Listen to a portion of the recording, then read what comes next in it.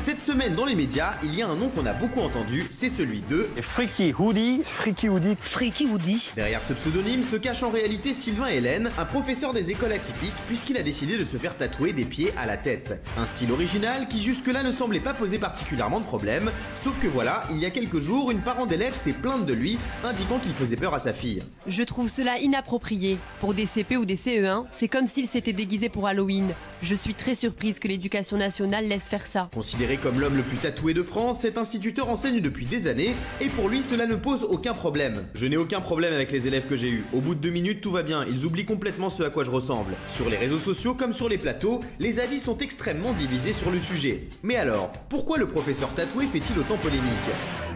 Alors, est-ce que vous comprenez la polémique autour de Sylvain? Est-ce que vous, surtout la question, parce qu'elle n'est pas bonne la question, est-ce que vous enverriez vos enfants à l'école avec Sylvain ou est-ce que ça vous dérangerait? Oui ou non? Merci Sylvain d'être avec nous en tout cas ce soir.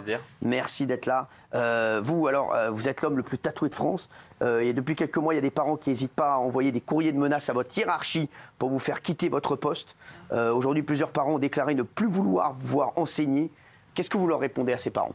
Je réponds déjà qu'à chaque fois, ce sont des parents d'élèves que je n'ai pas en classe. D'accord. Voilà. Les élèves que j'ai en classe, tout se passe très très bien, très rapidement. Et à la fin de l'année, tout le monde m'adore, on passe des super moments ensemble et les parents me remercient.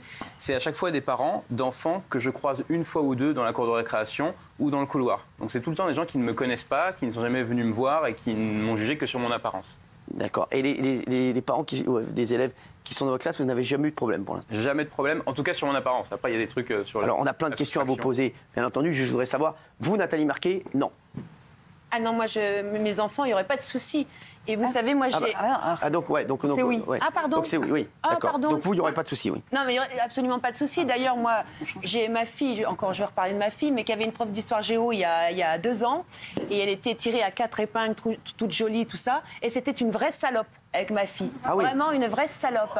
Et c'est une anti-perno. On est content de le savoir. Ah ouais, c'est un anti-perno, j'espère qu'elle m'entend. Elle a raison, c'est une anti-perno. Ah oui. Et elle fracassait tout le temps ma fille. Et d'ailleurs, je l'ai interdit d'aller en cours d'histoire géo. Et je pense que c'est une bonne leçon de tolérance aussi qu'il donne monsieur.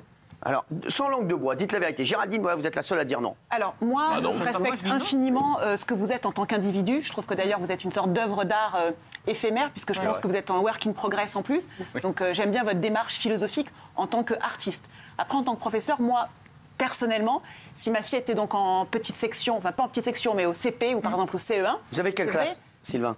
Je suis remplaçant, enfin, c'est-à-dire que ça fait 12 ans que je suis enseignant et ça fait 3 ans que je fais des remplacements courts. D'accord. Donc là, par exemple, aujourd'hui, j'avais des CE2, mais lundi, mardi, j'avais des CP. Voilà, donc CP, vous êtes en remplaçant, c'est ça, en remplacement. Donc vous restez juste, par exemple, 2 jours. Ça dépend. L'année dernière, j'ai fait 6 mois dans la même école, ça dépend vraiment. D'accord. Alors moi, par exemple, à titre personnel, je suis plus sur le modèle de la Troisième République. J'aime bien que le professeur ait une sorte de... Voilà, de dress code, voilà, quelque chose un peu, pas un uniforme, mais quelque chose de, voilà, qui serait moins perturbant, parce que j'ai l'impression que l'enfant, même si vous dites qu'il n'est pas du tout perturbé, ben peut-être qu'il est quand même perturbé, parce que c'est quand même impressionnant, intriguant, et peut-être qu'il oublie ce que vous dites, et il ne fait que vous regarder. Ce n'est pas exactement ça que je dis. Je dis qu'en fait, tout le monde est perturbé, que ce soit les enfants ou les adultes ou les grands-parents. Quand ils arrivent la première fois, c'est ça, pendant 2 minutes. Ouais. Justement, ils ne disent rien, ils restent bouche bée. Mais qu'est-ce que vous en savez que ça dure que 10 minutes en fait? 2 minutes. Mais alors 2 minutes, qu'est-ce que vous en savez? Je l'ai constaté empiriquement. Ça fait 2-3 ans que ça m'arrive régulièrement, donc je vois bien. Mais je vois aussi avec vous. Au bout de 2 minutes, vous commencez à oublier mon apparence et vous entendez uniquement que... Non, mais des petits, l'imaginaire comme ça, les rêves... Ah non, mais je suis entièrement d'accord avec ça. Les petites sections de maternelle, ils commencent en septembre, ils ne savent déjà pas qu'ils vont revenir l'après-midi. Ils ne savent pas ensuite qu'ils vont revenir le lendemain. Certains n'ont même pas vu d'autres personnes que leurs parents. Ils n'ont même pas vu d'autres enfants. Donc effectivement, ils n'ont pas besoin d'avoir quelqu'un qui a ma tête, en tout cas au tout début septembre.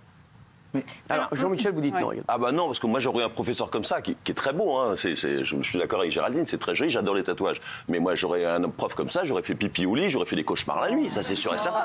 Non, mais, bien sûr. Non, mais ils disent qu'ils pensent. Oui. En plus, quand t'es professeur, t'es obligé de sévir parfois. Donc là, quand vous êtes gentil, tout va bien. Mais quand vous énervez, alors là, moi je me barre en courant tout de suite par la fenêtre. Je me barre par la fenêtre. Mais justement, ça fait peur. Justement, je n'ai pas besoin de m'énerver, il suffit que je les regarde et ça suffit. Ah bah oui, moi c'est ça. Alors Isabelle.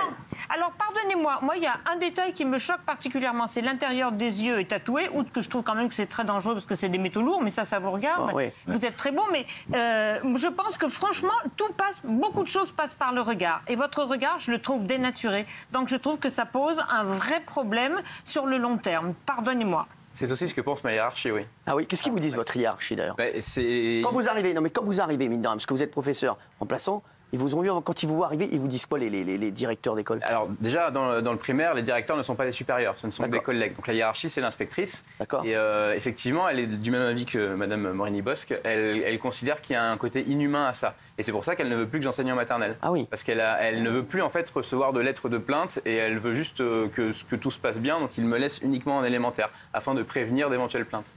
Ouais, c'est incroyable parce que c'est vrai qu'on se pose tous la question, mais là, tous ceux qui nous regardent se disent est-ce que j'aurais laissé mon enfant aller à l'école avec Sylvain? Gilles, vous dites oui, je suis assez étonné. Avec grand plaisir.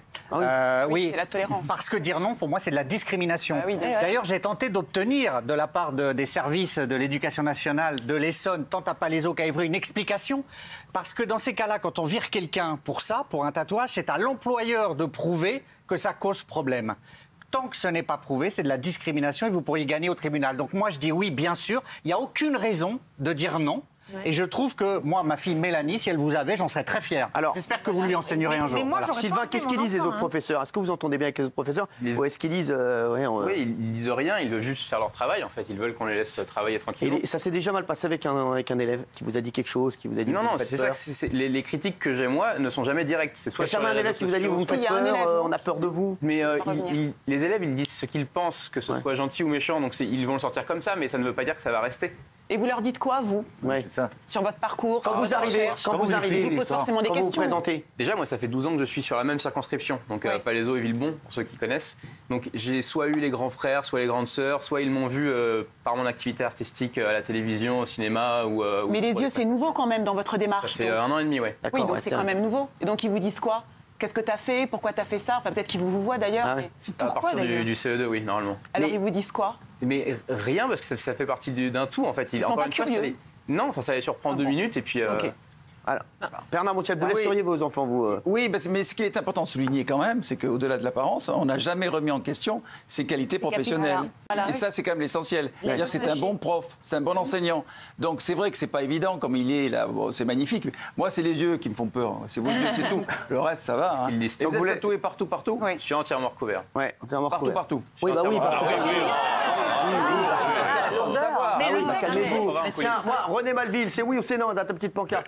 Ça, c'est des questions. Après, c'est générationnel.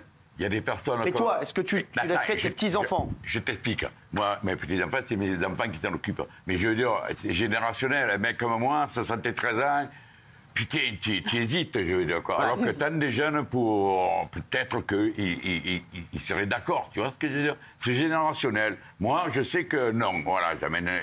Je te le dis franchement, j'ai rien au contraire. Mais j'amènerai pas mes enfants à ton école. À toi, quoi, je veux dire. Peut-être que je fais vieux jeu, mais je m'en fous. Je dis ce que je pense. Après, pourquoi, René? Ça te fait. Parce que moi, d'abord, c'est comme de tout. On n'a jamais connu des gens comme ça. C'est comme on regarde, là. Si tu me dis le pétard, voilà. Eh bien, moi, j'ai jamais fumé un pétard. J'ai 73 ans, j'ai jamais fumé un pétard. Il y a les mêmes, tu te fumes ça comme il te fume les cigarettes. Qu'est-ce que vous diriez, c'est génération. Qu'est-ce que vous diriez à René, Sylvain, pour le convaincre, par exemple? S'il vous dit non, je veux pas mettre mes... Après, les gens n'ont pas le choix, en fait. C'est-à-dire qu'en France, ça marche par la carte scolaire, donc on met ses enfants à l'école qui est à côté de chez soi. Ouais. Sauf si on veut payer pour... mais lui, il est capable de déménager, à part là, il va au bas, il est à Marseille, il va au bas. Qu'est-ce que vous diriez? Est-ce que vous avez déjà une conversation, par exemple, avec un parent? Qu'est-ce que vous diriez à René pour le convaincre? Vous lui diriez Je n'ai jamais eu de conversation parce que jamais personne ne vient me faire de critique en face. Après, si jamais ça arrivait, je pense que juste le simple fait de leur parler, ça suffirait. Parce que ce dont je suis victime, c'est une forme de xénophobie. C'est-à-dire littéralement la peur de l'inconnu, la peur de l'étranger. Ils ne me connaissent pas, donc ils imaginent les pires choses. Alors que s'ils venaient simplement me parler, même de ce qu'ils ont mangé à midi ou du temps qu'il fait ou que sais-je, ça se passerait tout de suite mieux. Benjamin Castaldi. Mais est-ce que vous comprenez que certains parents soient inquiets? Bien entendu. Ah oui. Alors, qu'est-ce que vous leur dites? Des maternelles, d'accord. Mais est-ce que les enfants ils vous posent des questions? Pourquoi tu as fait ça? Pourquoi t'es comme ça? C'est ça. Parce que forcément, un enfant c'est super curieux. Oui, il va vous dire mais pourquoi t'as un regard comme ça, on dirait un avatar? Il faut bien lui expliquer quelque chose. Mais c'est vrai. Je réponds avec plaisir aux questions, mais pas en classe. En classe, je suis professeur, je c'est ça qui mais en récréation, aucun problème. Alors, il y a quelques jours, mine de rien, il y a les enfants d'une maman qui aurait eu peur de l'apparence de Sylvain. Elle témoignait dans Le Parisien.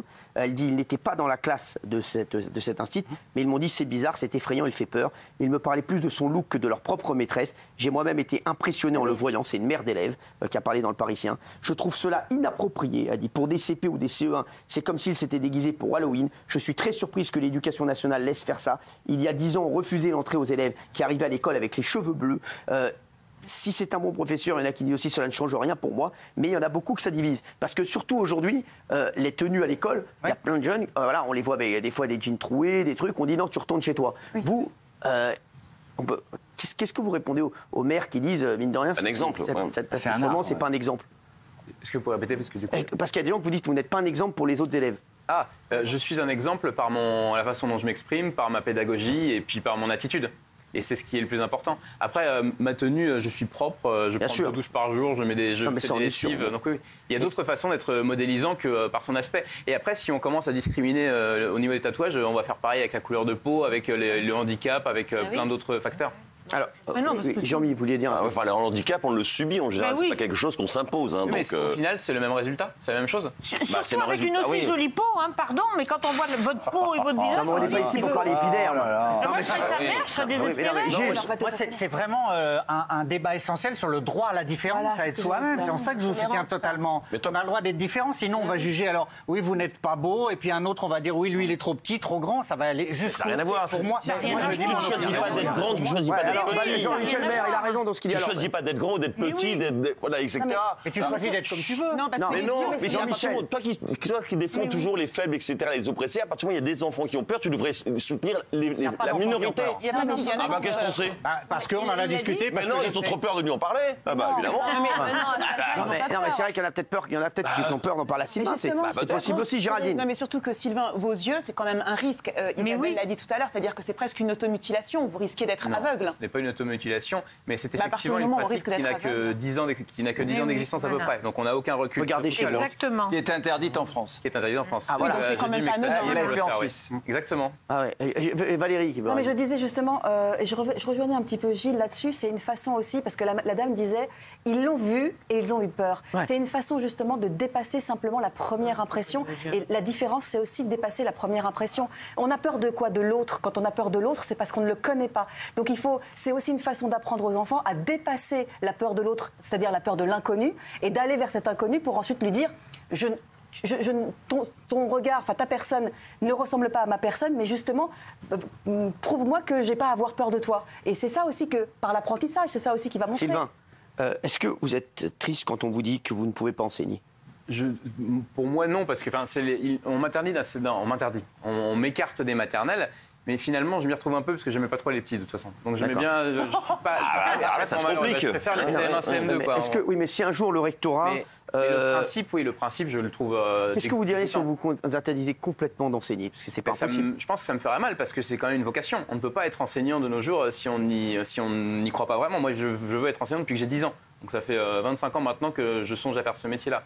Alors, il paraît que lors de votre première mise au placard, seule, j'en ai eu qu'une. Vous en avez eu qu'une? Oui. Ils voulaient vous faire faire autre chose, ils vous ont dit on va vous mettre dans les bureaux, c'est ça? Oui, alors l'année dernière, c'est ça. Ils m'ont laissé de côté pendant 2 mois. Donc j'attendais entre 2 classes, je ne faisais rien. Et quand je suis allé à l'entretien, effectivement, auprès de la hiérarchie, je suis quasiment sûr qu'ils allaient me proposer une voie de garage, un truc dans l'administratif. Ils ne me l'ont pas dit, mais je l'ai senti. D'accord, oui. En même temps, il y a un côté provocation. Vous saviez très bien en faisant ce métier-là qu'avec ce look, ça poserait des problèmes. Pas du tout. Bah, si, moi, Sylvain, j'ai une question à vous poser. Mine de rien, Sylvain. Vous avez eu des problèmes pendant beaucoup de temps. Pourquoi avoir rajouté les yeux? C'est ça qui me dit. Parce que, mine de rien, on se dit, vous rajoutez en plus les yeux, c'est ça le truc. Mais je ne me suis jamais posé de question quand on regarde les autres. Moi, je suis passionné de tatouage. Et au bout d'un moment, le tatouage, c'est comme l'amour. C'est-à-dire que quand on est amoureux de quelqu'un, on y pense tout le temps, matin, midi et soir. Et là, j'avais ce besoin de le faire. Parce que c'était la dernière zone. Et donc, c'est vraiment très égoïste pour moi. C'est ma passion. Donc, jamais je n'ai pensé à mon travail ou à d'autres choses. C'est fou. Naïvement, j'ai pensé que je serais accepté en 2020 en France. Très bien. En tout cas, vous avez vu, ici, vous êtes accepté. On va voir ce qu'en pensent les téléspectateurs. Tiens, c'est intéressant, ce tatouage. Vous voyez ou pas? Très partagé. Oui, à 49%, non à 51%. Vous voyez, c'est 50-50. Et je connais un petit peu Sylvain qui était venu déjà dans une de mes émissions. C'est un type exceptionnel. Comme quoi, vous voyez, il faut rien, voilà, comme ça, tu peux dire, ouais. Mais c'est un enseignant exceptionnel qui n'a jamais eu aucun problème avec un élève ou sur ses techniques d'enseignement. Donc voilà, c'est une vraie question. En tout cas, merci Sylvain d'avoir été avec nous.